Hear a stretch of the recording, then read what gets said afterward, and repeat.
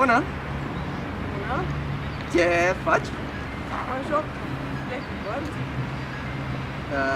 Și îți place Flappy Bird? Așa bine? Flap, flap, flap? Da, Aha. Și cât de mult îți place? mult. De tot? Așa? Da. Ok. Da. Eddie! Da, Ești Eddie!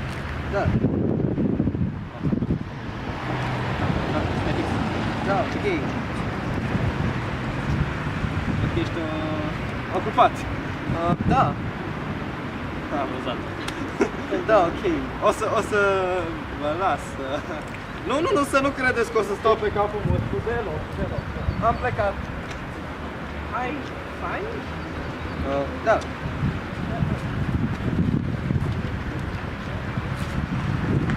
Da. Da.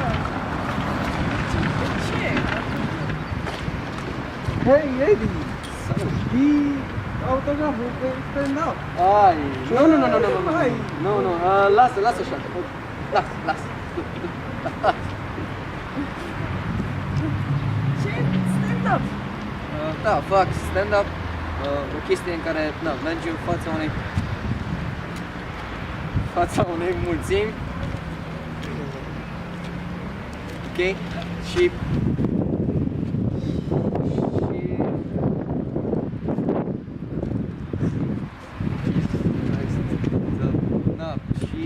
vorbesc pur și simplu.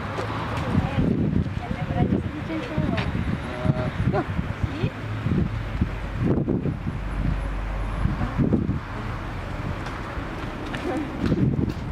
Bani ăștia, da. Da, păi cum spuneam, fac stand-up. Adică ce înseamnă stand-up?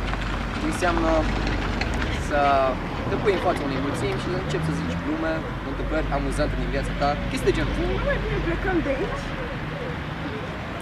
Ok. Hai.